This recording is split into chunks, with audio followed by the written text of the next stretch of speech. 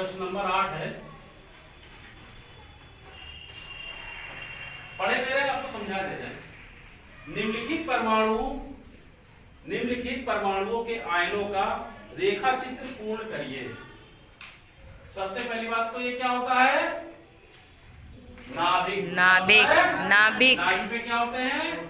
Proton. सबसे पहली कक्षा में जो होते हैं कितने इलेक्ट्रॉन होते हैं? 2। दूसरी कक्षा में होते हैं 8। 1 2 3 4 5 6 7 8। तीसरी कक्षा में यहाँ पे दिया है इन्होंने 1 इलेक्ट्रॉन। इलेक्ट्रॉन ही अपनी कक्षा छोड़ के जाते हैं, इलेक्ट्रॉन ही अपनी कक्षा छोड़ के वापस। क्लियर? जी सर। कहीं नहीं जाते। क्लियर? जी सर। यहाँ पे एक्चुअल में देखा जाए तो कितने इलेक्ट्रॉन हैं?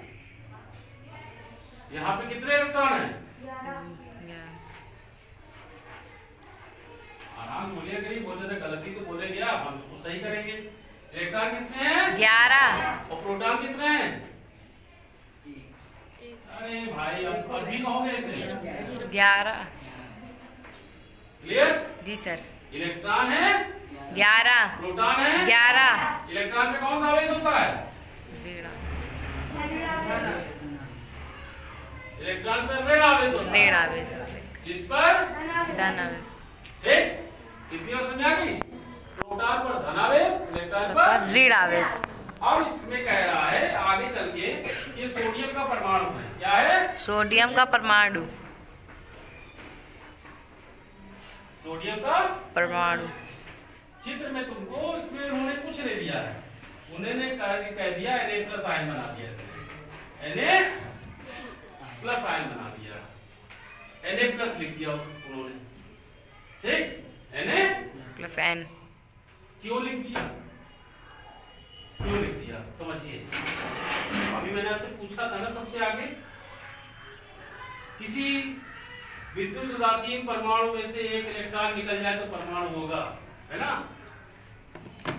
अब जैसे यहाँ पे ये कक्षा छोड़ के जा रहा है, इलेक्ट्रॉन तो जाएगा। Na+ लिख दिया उन्होंने, प्लस लिख दिया। मेरी बात ध्यान से देखिएगा। यहाँ कितने इलेक्ट्रॉन थे? यहाँ कितने थे? समझिए प्लेयर थे 11 प्लेयर। कितने प्लेयर थे? 11। छोड़ के कौन जा रहा है? घर छोड़ के कौन जा रहा है? इलेक्ट्रॉन। 11 थे तो कितने हो जाएंगे आगे जाके? 10। घर में किसकी अधिकता हो जाएगी? प्रोटॉन। प्रोटॉन में कौन सा आवेश होता है? धन आवेश। इसलिए कौन सा आवेश हो जाएगा? धन आवेश। क्लियर हो गया? जी सर। बराबर प्लेयर थे, बराबर एक लोग थे। एक ये इलेक्ट्रॉन माइनस का था, ये प्लस का था। घर छोड़ के चला गया, माइनस का, तो अधिकता किसकी हो गई? प्रोटॉन की। तो प्रोटॉन पे कौन सा आवेश होता है? धन। इसीलिए ने प्लस आया। क्लियर? जी सर। दूसरे में क्या कह रहा है, कोई बता पाएगा? दूसरे चित्र में देखिए, पहले में 2 इलेक्ट्रॉन पहली कक्षा में, दूसरे में कितने इलेक्ट्रॉन हैं? अरे ध्यान से देखो, तब 8 कितने हैं? 6 हैं। अब इसको पूरा कितने करने हैं? 8 करने हैं। तो 2 कहां से आएंगे? 2 आएंगे ना, ये 2 ले लेगा, है ना? ये 2 ग्रहण कर लेगा तो अपनी कक्षा पूरी कर लेगा ऑक्सीजन। तो जब 2 इसमें आ जाएंगे तो बहुलता किसकी हो जाएगी? जब 2 आ जाएंगे, अब एक इसको सोच के चलो, ऑक्सीजन का मिसाल तौर पे, ठीक? ऑक्सीजन का सोच के चलिए, ये 11 है, प्रोटॉन 11 है, 2 आ रहे हैं। आ कौन रहा है? मैंने क्या कहा था? इलेक्ट्रॉन ही छोड़ के जाते हैं, इलेक्ट्रॉन ही आते हैं। जब इलेक्ट्रॉन आएंगे तो किसकी अधिकता हो जाएगी? इलेक्ट्रॉन की। तो कौन सा आयन बन ज्यादा हो जाएगा? इलेक्ट्रॉन। ये O माइनस आयन लिखा है। क्यों लिखा है? क्योंकि 2 आ गए। क्लियर? जी सर। चित्र बनाने का अगर कोई कह देगा तो ये नाभिक हो गया। क्लियर? जी सर।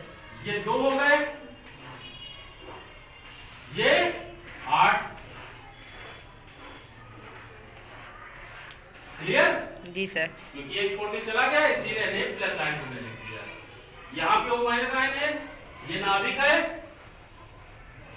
ये 2 है, ये कितने हो जाएंगे? तुमने क्या लिख दिया? O माइनस माइनस आई। क्लियर? जी सर। किसको क्लियर नहीं है?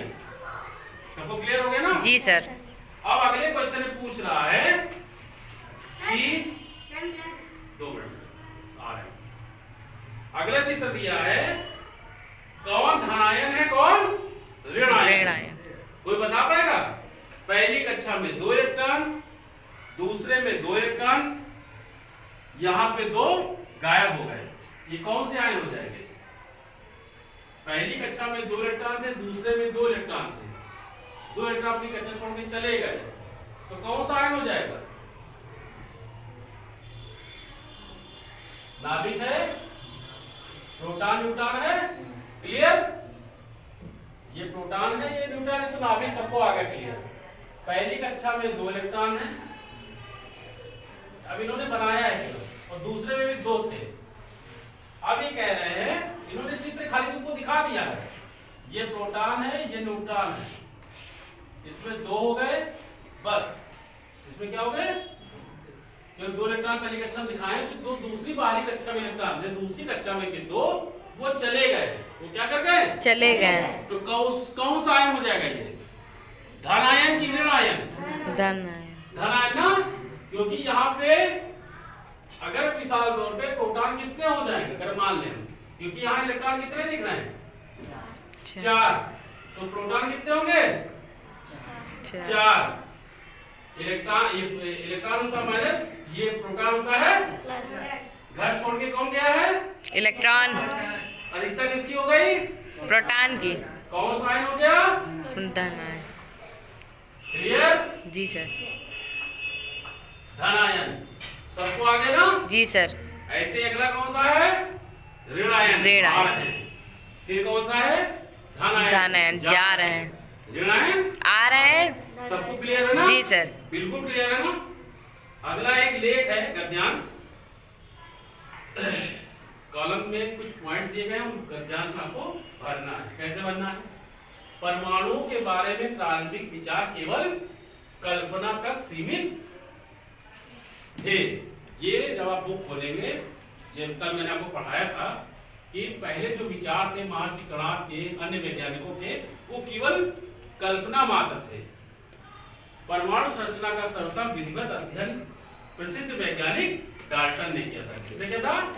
डाल्टन ने किया था विचार। उनके अनुसार परमाणु अविभाज्य जो होता है, डाल्टन की अविभाज्य होने की संकल्पना कुछ समय बाद गलत हो गई थी। जब डाल्टन ने अपना परमाणुवाद दिया था, तो उन्होंने कहा था कि परमाणु को किसी पदार्थ को छोटे भागों में काटेंगे, एक समय की स्टेज आ जाएगी तो उसके बाद उसको विभाजित नहीं किया जा सकता। उसको ही उन्होंने परमाणु की संज्ञा दी थी।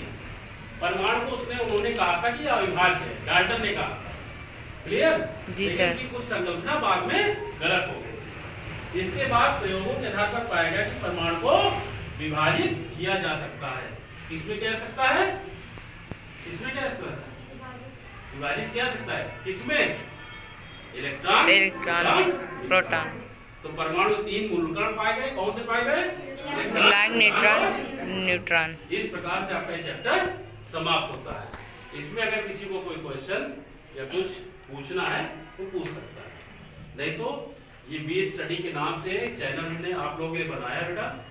इसको ज़्यादा से ज़्यादा लाइक करिए, सब्सक्राइब करिए। जिसको जिस चैप्टर में कोई कठिनाई हो, इस चैप्टर में जाके देख सकता है और अपने सारे क्वेश्चन का निदान कर सकता है।